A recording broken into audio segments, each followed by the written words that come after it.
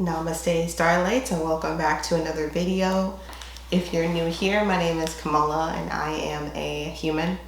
I am a licensed professional counselor as well as a certified spiritual coach.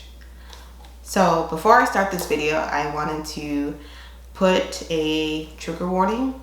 This video is going to be talking about trauma, not necessarily like in depth, like talking about traumatic events per se, but just the discussion of trauma, which for some people can cause them to reflect on their own trauma and bring up feelings of uneasiness, which possibly could be triggering. So I just wanted to put that out there. If you don't necessarily want to hear about trauma, I would say, to join me on another video, but I thank you for being here.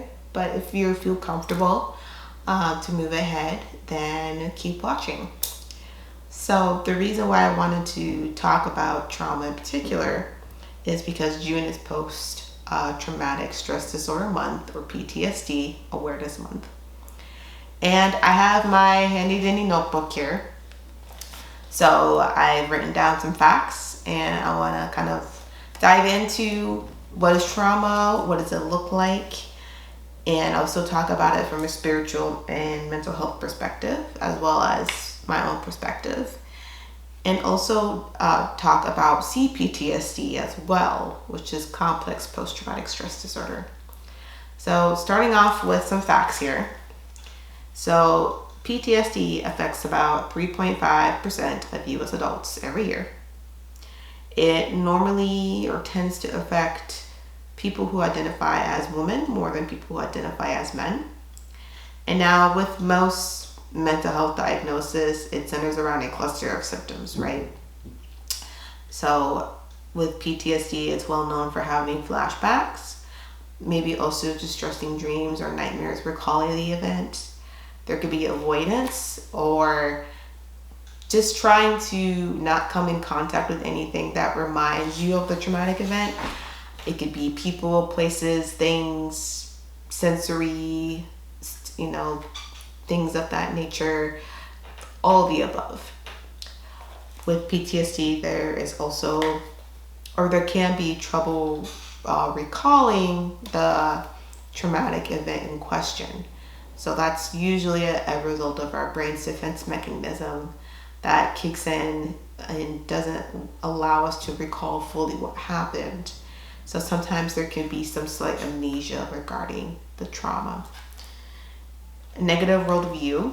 So with PTSD, you can kind of just no longer have safety or trust in the world, really have difficulty feeling calm and having a regulated nervous system out in the world.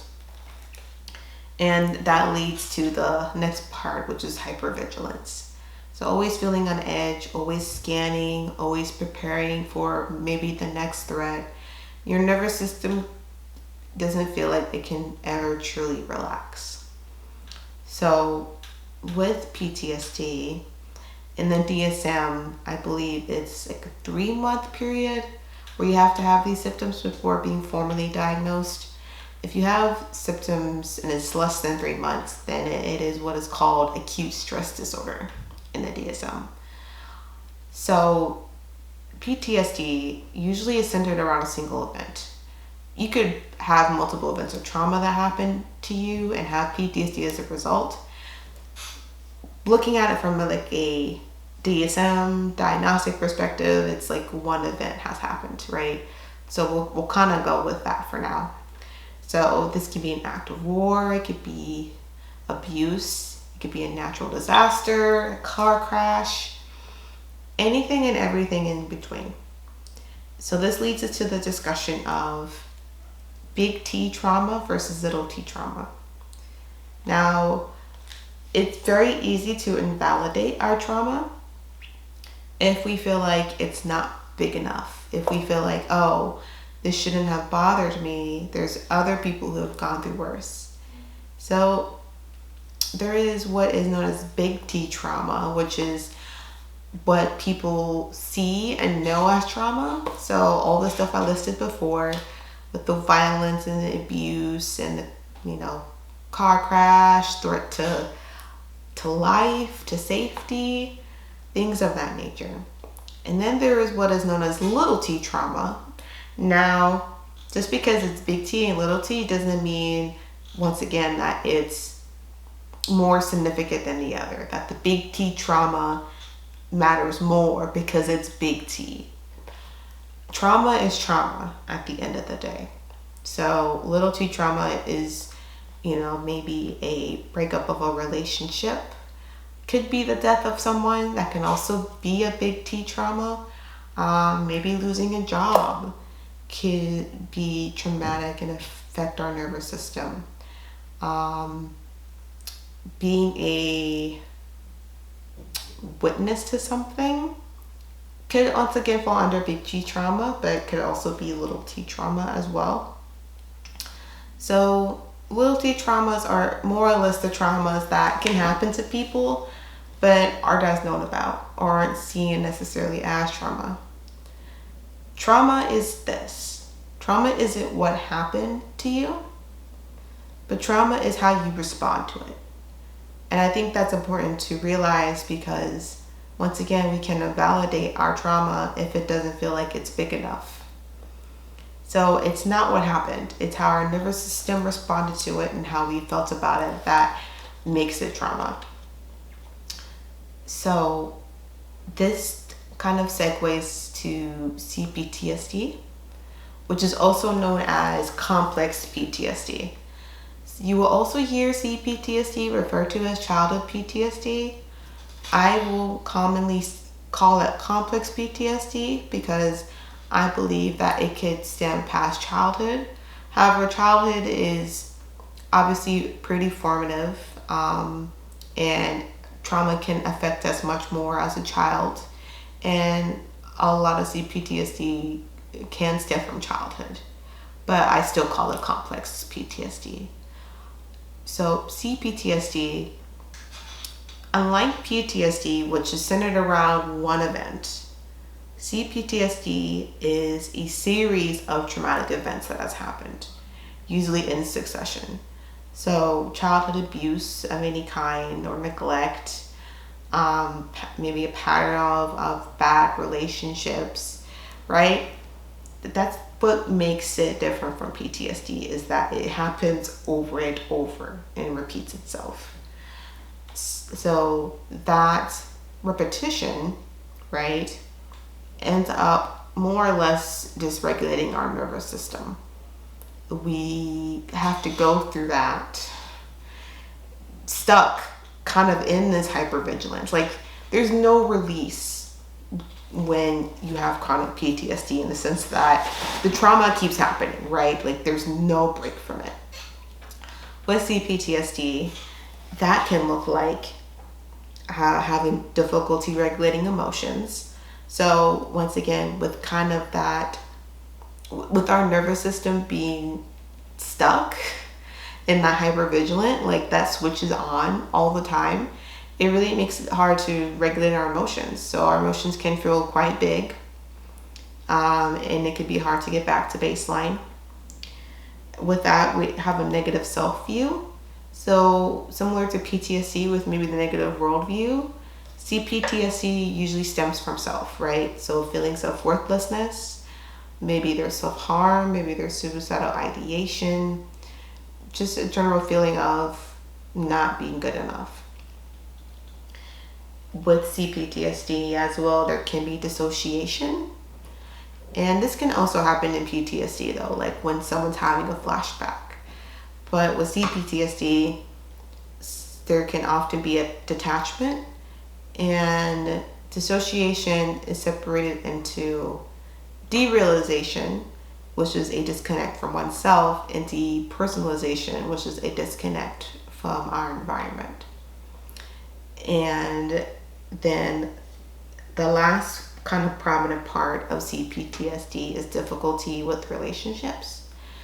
Romantic, platonic, there can be trouble connecting to other people, trusting people, feeling like they're not going to abandon us, maybe feeling like we're too worthless to have people in our lives. So that's a little snippet of what CPTSD looks like. Now, CPTSD, unlike PTSD, is not it hasn't been formally acknowledged yet by the American Psychological Association, and it is not in the DSM-5. I believe it's in the ICD though. So it's still very, I wouldn't say it's new, but it's something that is coming up more and more in the mental health field. Now, CPTSD can look like borderline personality disorder, or PPD. So there's a lot of overlap between the two. And in fact, there's so much overlap that I don't try to distinguish the two. I feel like it kind of dismisses the point. Obviously there's a difference. One's a personality disorder and the other one is based off of trauma, but both of them can be rooted in like kind of that neglect and abuse. So it's kind of hard to really say how different those two are. So some people get misdiagnosed with borderline personality disorder, for example, when it's CPTSD, or vice versa. It's kind of complicated. And CPTSD can be very misunderstood, like borderline personality disorder, right? Because we feel so strongly, it's definitely can be a lot sometimes for ourselves and the people around us. And as I talk, you may notice I'm using we and us language. So I have CPTSD myself.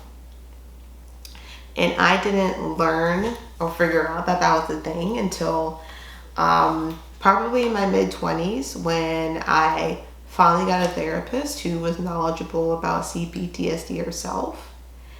And I would say it was definitely affirming and life-changing for me to have a therapist who kind of was able to be like, yeah, it's not depression and anxiety. Like, it's like, sure, that can linger, that can be there, but it's not just that, it's this, right? And so being able to kind of change like the route of my treatment has been mind-changing. And so then it goes into, well, how has CPTSD shown up in my life? And I will tell you, it has not been easy. Since like knowing that I had CPTSD and kind of owning it and working on it, there's been a lot of psychoeducation that I've had to learn, that I've provided to loved ones. And for me, the biggest thing has been just learning how to accept myself and work through that shame and guilt.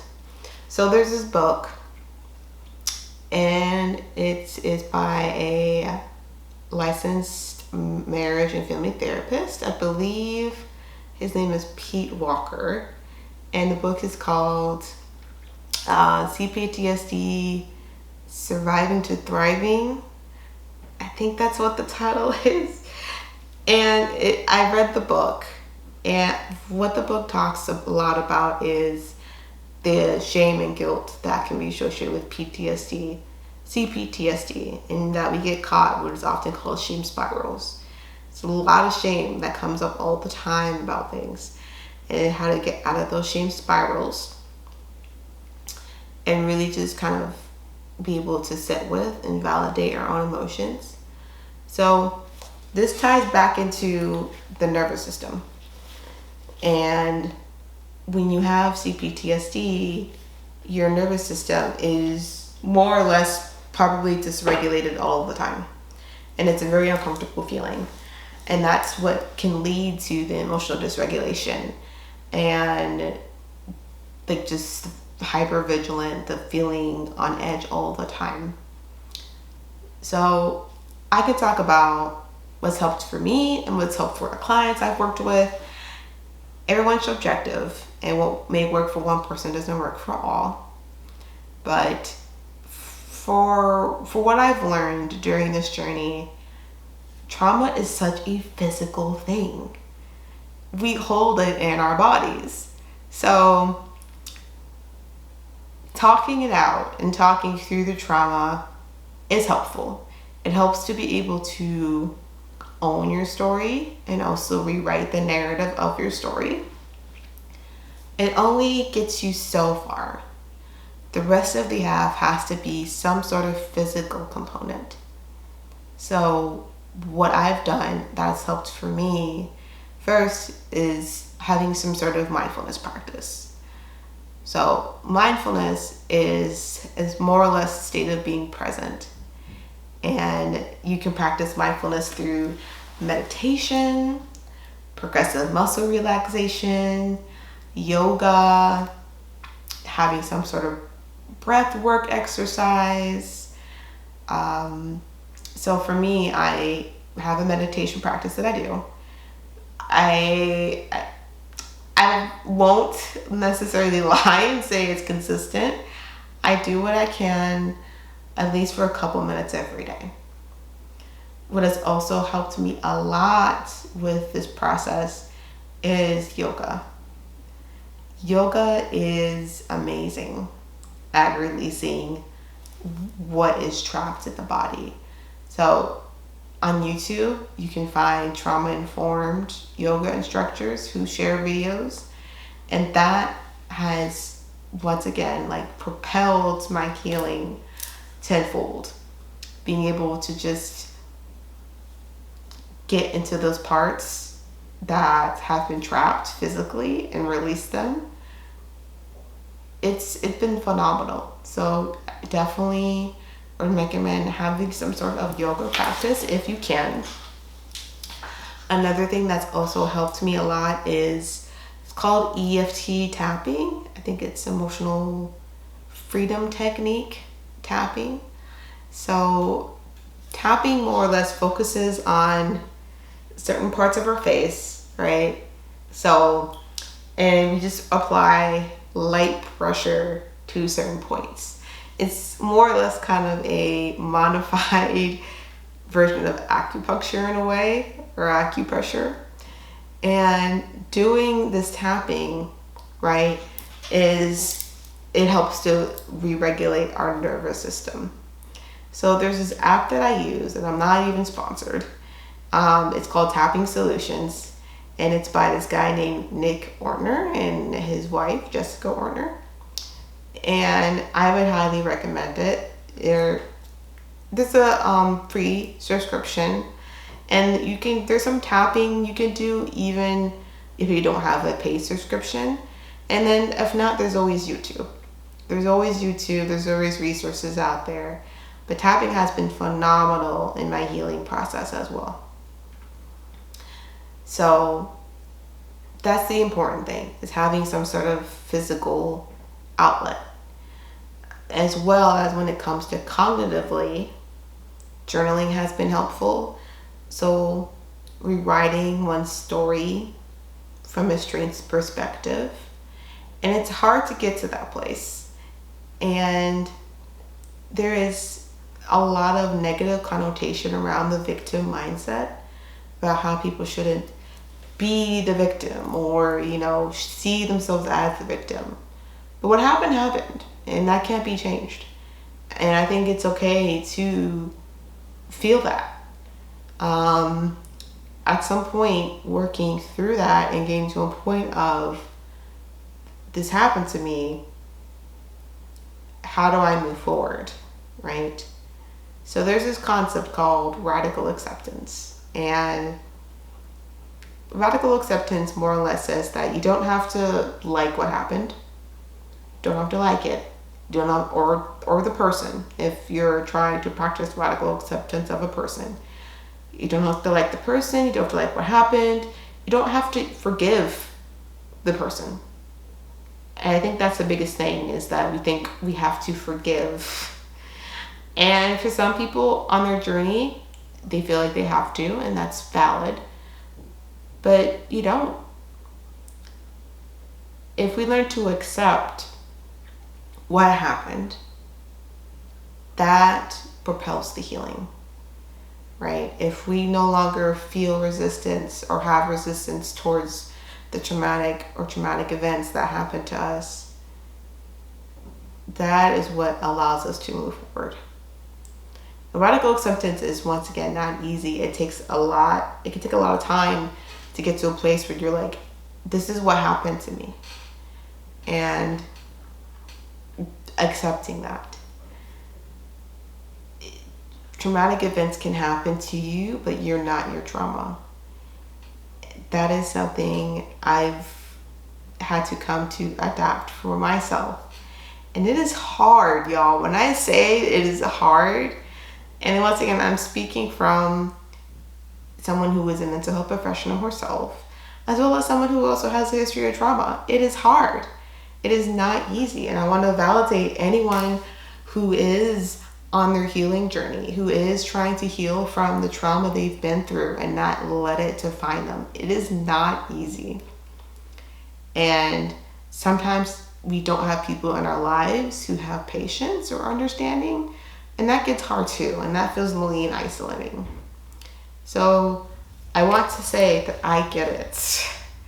I get how hard it is. People are going to look at you like you're crazy sometimes. They're going to be like, get over it.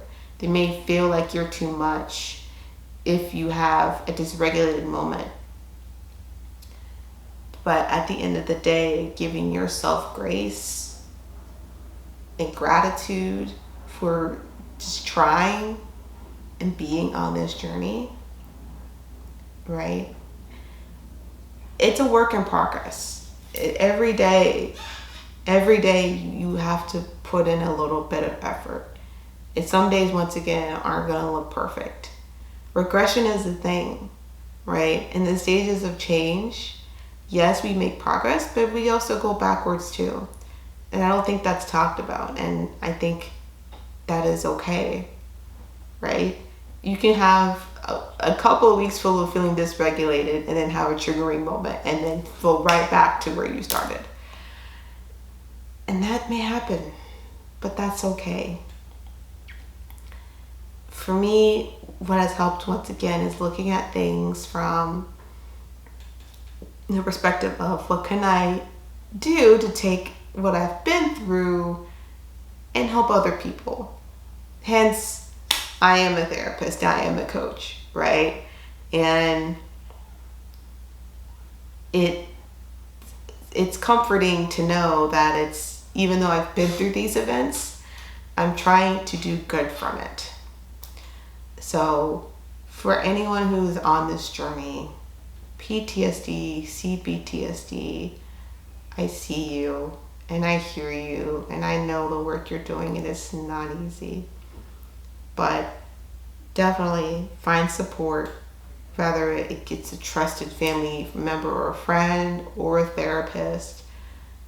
Therapy has helped me so much. Once again, like once I found a therapist who could help me identify this is what is going on and it's not just this, that fast tracked my healing tenfold.